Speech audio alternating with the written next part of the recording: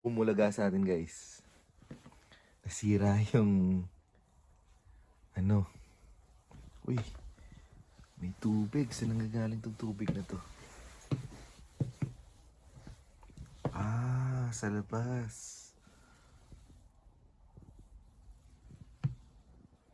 Ayun. So, kailangan natin maayos.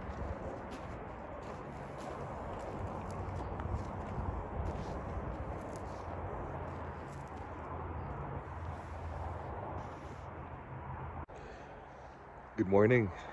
Siyempre, Tim Hortons Coffee. Vlogging yan. Hindi, joke lang. Kailangan na siyang dalhin sa mekaniko, certified mechanic for out of province inspection. And of all the days, guys, of all the days, ngayon talaga nag-snow. Welcome to Calgary. So tingnan niyo tingnan niyo yung ulap. Yan ang ulap na tatahakin natin ngayong araw na to. Yan. So yan, overcast tayo ngayon, overcast.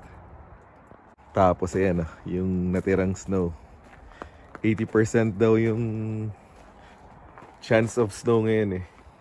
Yan. Ito na si RV natin. Medyo nakakakaba ng konti yung mangyayari at yung resulta ng inspection. Kasi pag out of province, medyo stricto sila eh. So nagre-research ako ng kung anong ginagawa nila sa out of province sa mga ganito. Yan, si Google. Marami masyadong sagot. So I guess we'll find out later kung magkano gagastusin natin.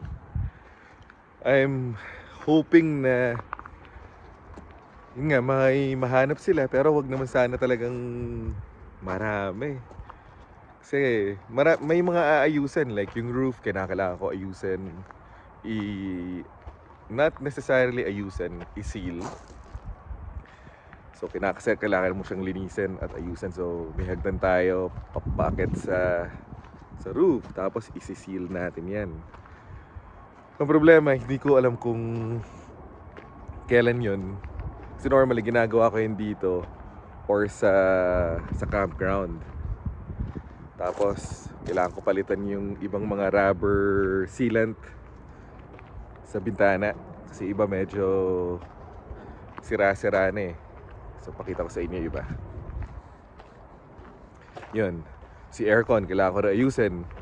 Generator, kinakailangan ko palitan yung gas. Kasi madumi na.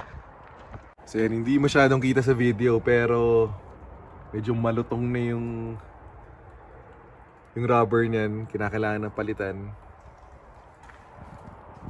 And syempre budget din, di ba? Tapos ito nga problema ko ngayon, itong tire gauge, hindi siya makapasok yung yung pambomba sa gasolinahan. So awkward yung angle. So ginawa ko, binombahan ko nung para sa kotse. Yan, umabot ng 100. 110 kasi ang yan PSI. 110 to 120. So umangat naman ng konti, mga 98. Kaso 30 minutes bago natapos. Dalawa yung battery system nito. Ito yung sa engine.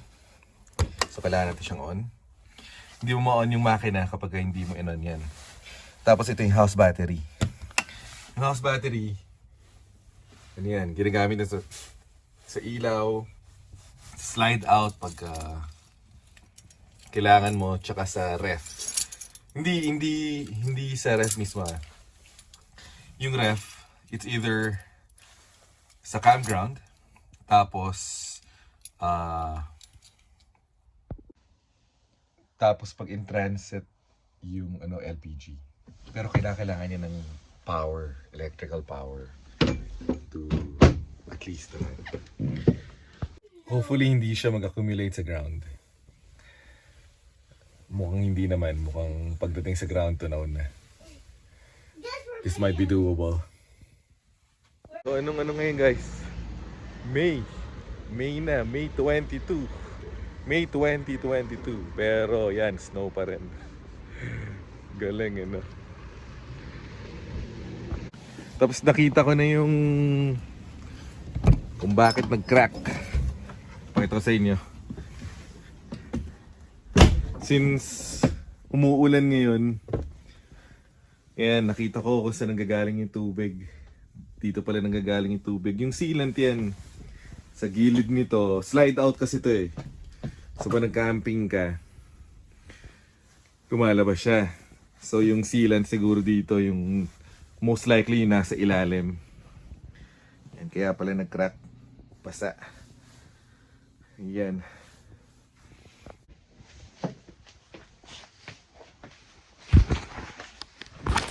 So ngayon, hinahanap natin yung talyer. Ganito pala dito. Puro mga truck eh. Yan. Kasi mga ginagawang truck. Puro RV, bus, trucks yung mga nandito. Napapansin ko sa labas, di ba? So yan. So pasok tayo dun sa loob.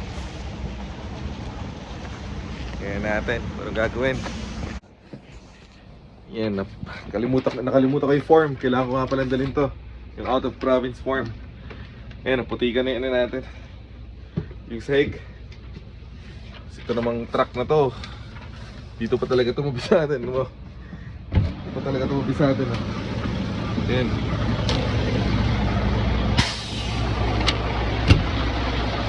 Pasok muna ako doon. Titingnan ko kung ano kailangan gawin. Hindi ko alam kung makukuha ko rin ngayong araw na to or babalikan. So malamang ilang oras to eh. So nasa bayanan nito. Ando niya mag-walk around. So ini-inspect nila. And apparently hindi ko siya pwedeng iwan ngayong araw na to. Hindi ko siya makukuha ngayong araw na to. So iwan ko siya for several days. Tapos doon nila malalaman kung kailangan ba. So yun, iiwan mo siya. Ngayon, wala tayong sasakyan. Yun ang problema. Lakad ako. Kinakailangan pumunta sa bus station. And magkukumi tayo pa uwi.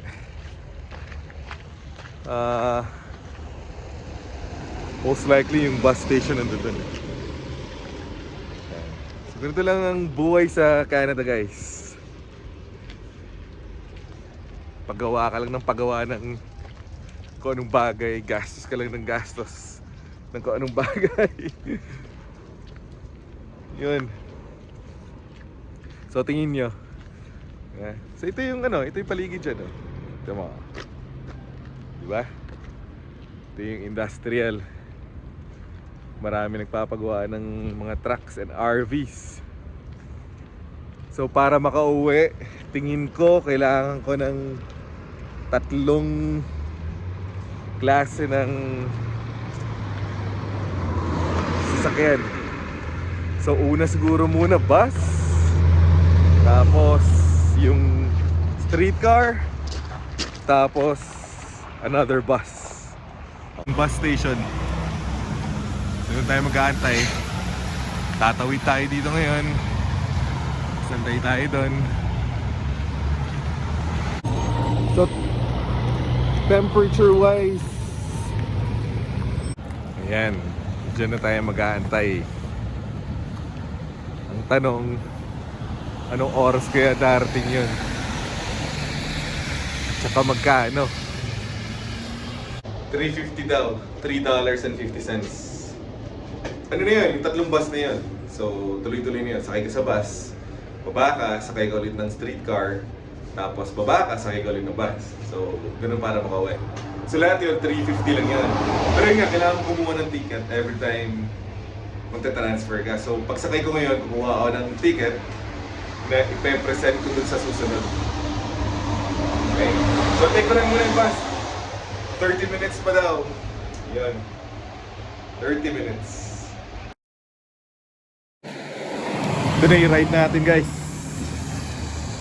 Okay. So, ngayon ang hinahanap natin is yung blue line. Ito ngayon, yellow line siya. So, kailangan natin hanapin yung blue line.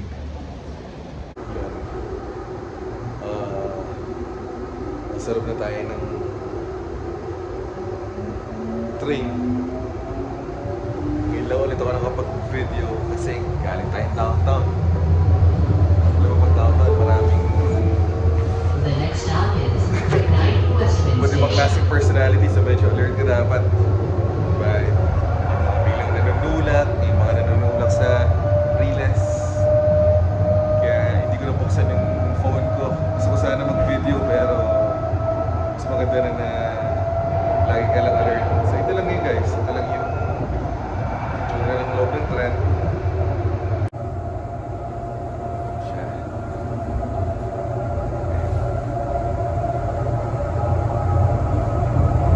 Umuwi na kasi bumaba na yung mga ano eh. Bumaba na yung mga nakakatakot na personality. So mga ano, iba, siguro yung iba ano rin, harmless naman, pero medyo under the influence na eh. Siyempre pag under influence ka, hindi mo naman alam kung ano na ginagawa mo dito. Airport, nakikita niyo yung aeroplano, sirang airport. State terminal na, terminal papunta sa Sanatao. And dito na rin yung main terminal nila. Parang kung saan umaan yung mga MRT sana. Doors normally open on the left. Kanina kasi maraming homeless na wala, agitated. So kinakailangan talagang baka biglang manuntok or biglang manulak. So tinago ko muna yung cellphone ko and nagpaka-alert. Para sa Pilipinas din, di ba? Kasi dapat lagi kang alert kapag nasa city area ka na. Kasi syempre iba yung mga ugali ng tao. Pagkatapos dito, isa pang bus. Tapos yun na, tapos na. Yung makita yung nasa likod. Sa likod nitong mga fence, may mga bahay dyan. So imagine mo kung dyan ka nakatira o. Ito yung mga bahay. So yan, mga bahay. So imagine mo kung dyan ka nakatira. So every time may dumadaan na tren, gising ka na, sigurado. Kasi wala ka choice. Gawa na siya.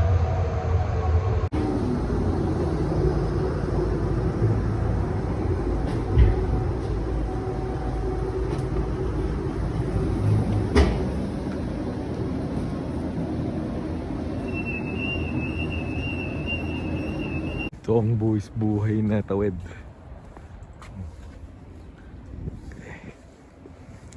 Tawid ka. Buksan mo.